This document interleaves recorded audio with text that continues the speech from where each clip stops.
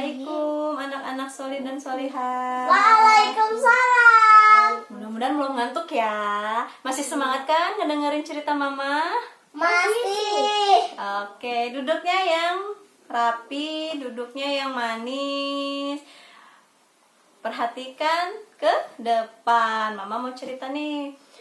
Cerita tentang dakwah Rasulullah SAW di kota Taif. Sebelum cerita, Mama mau kasih informasi. Kota Taif itu berada di sebelah selatan Mekah.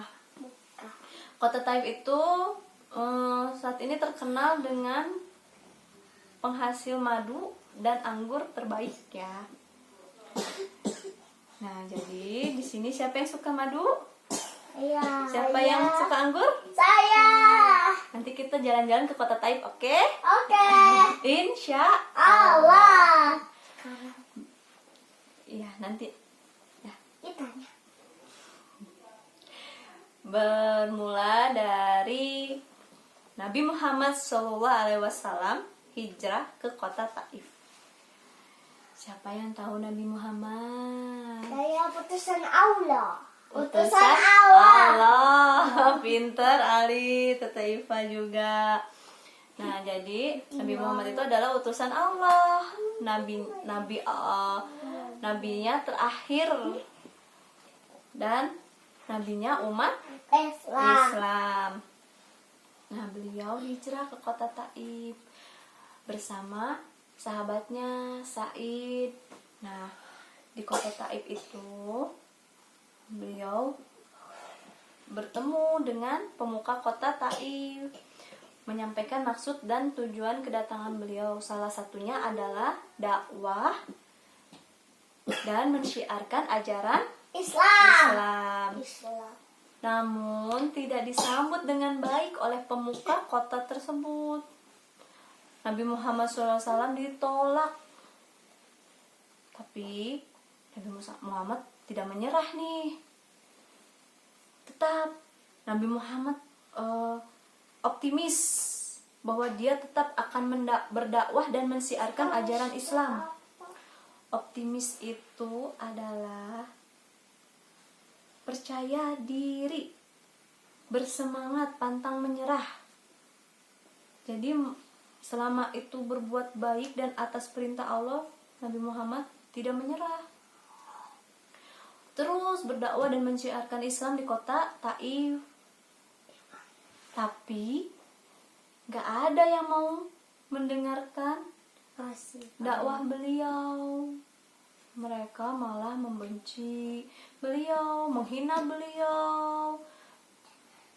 Hingga beberapa hari kemudian akhirnya Rasulullah memutuskan untuk keluar dari kota Taif. Kembali lagi melakukan perjalanan. Di perjalanan beliau dilempari batu. Cepat pergi dari sini. Jangan datang lagi ke sini. Pembawa ajaran sesat katanya. Padahal yang sesat itu mereka. Karena apa? Karena mereka menyembah selain Allah. Nah, di sini Nabi Muhammad itu mau menyelamatkan mereka, tapi mereka malah bilang Nabi Muhammad yang sesat. Nah, terus keributan semakin hebat. Akhirnya sahabatnya Rasulullah itu bernama Said membantu beliau, melindungi beliau, lalu membawa beliau beristirahat di kebun anggur miliknya Utbah bin Rabi'ah.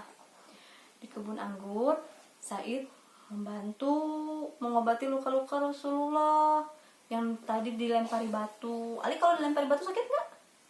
Sakit. Iya. Rasulullah sampai terluka, dibantu, diobati oleh sahabatnya Said. Kemudian setelah itu beliau berdoa kepada Allah, ya Allah, kuatkanlah saya dalam menghadapi cobaan ini.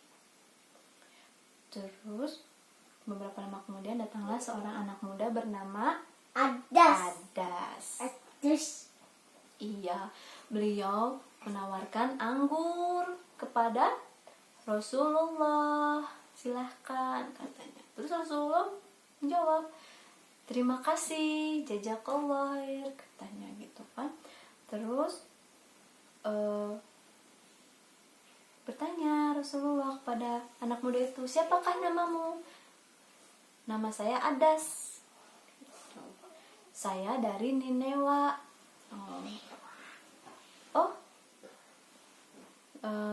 Terus kemudian Rasulullah makan buah anggur itu dan menjawab dan mengucapkan apa sebelum makan? Bismillah. Jadi Rasulullah sebelum makan anggur itu mengucapkan Bismillah, dimakanlah. Lalu Adas memperhatikan Rasulullah, apa yang kamu ucapkan? Orang di kota sini tidak mengerti. Lalu beliau nanya kepada Adas lagi, bertanya lagi, apa agamamu Adas? Agamaku Kristen. Aku berasal dari Ninewa.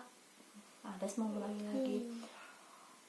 Oh, berarti engkau berasal dari negerinya Yunus bin Matta, pria dengan kebaikannya. Lalu Adas berkata, bagaimana Anda bisa tahu? Karena bagaimana Anda bisa tahu Yunus bin Matta? Lalu Rasulullah menjawab, karena Yunus bin Matta sama seperti saya, seorang nabi dan rasul Allah. Nah, dari situ Adas merasa apa ya? Langsung Adas tuh merasa kaget gitu, wah. Ternyata engkau sama seperti Yunus bin Matta, seorang utusan Allah. Aku juga, katanya, mengenal Yunus bin Matta. Akhirnya Adas memeluk Rasulullah dan mencium tangan Rasulullah. Kemudian Adas memeluk agama Islam. Alhamdulillah ya. Akhirnya Adas bisa diselamatkan, tidak tersesat lagi karena sudah memeluk agama Islam. Yang lain belum. Iya, kasihan ya yang lainnya. Nah, setelah itu, setelah selesai istirahatnya, Rasulullah dan Sa'id memutuskan untuk melanjutkan perjalanan. Dalam perjalanan, datanglah malaikat Jibril.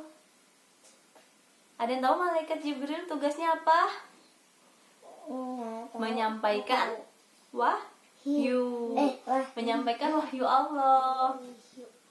Di sini kan tadi Rasulullah berdoa, ya Allah, kuatkanlah saya dalam menghadapi ujian dan cobaan ini, kan?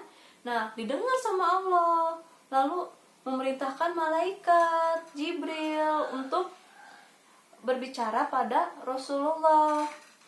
Nah, setelah itu datanglah, setelah bertemu, malaikat Jibril berkata, ya Rasulullah, saya diutus oleh Allah untuk menghancurkan kota Taif dan seluruh penduduknya yang menyembah berhala ini. Jika engkau menginginkannya. Tapi jawaban Rasulullah apa? Aku tidak menginginkannya. Jangan, aku tidak menginginkannya. Aku hanya menginginkan generasi kota Taif ini nantinya bertakwa dan menyembah Allah. Nah, setelah itu kata malaikat, oh baik, saya kalau kayak gitu, akhirnya iya, akhirnya udahlah. Akhirnya bayangkan Rasulullah yang udah ditimpuk, dihina, dianiaya, sampai dilecehkan, beliau tidak dendam. Dia nggak dendam sama penduduk kota Taif, malah dia berdoa sama Allah, saya menginginkan agar generasi yang akan datang di kota ini itu hanya menyembah Allah. Bagaimana kemurah hatian beliau untuk memaafkan itu sangat mudah, dan beliau pun memiliki kesabaran yang sangat luar biasa. Dengan kesabarannya beliau dijuluki ulul azmi. Nah, jadi pelajaran yang dapat kita ambil dari cerita ini adalah jangan pernah menyerah dalam melakukan kebaikan. Jangan dendam jika ada orang yang memusuhi kita. Doakan orang itu agar mendapat kebaikan dan petunjuk dari Allah. Dan satu lagi, pesan dari cerita tersebut satu lagi? Menjadi orang yang murah hati, menjadi orang yang baik hati dan memiliki akhlak yang mulia. Itulah akhlaknya Rasulullah, teladan kita. Kita harus mencontoh sifat-sifat beliau. Oke?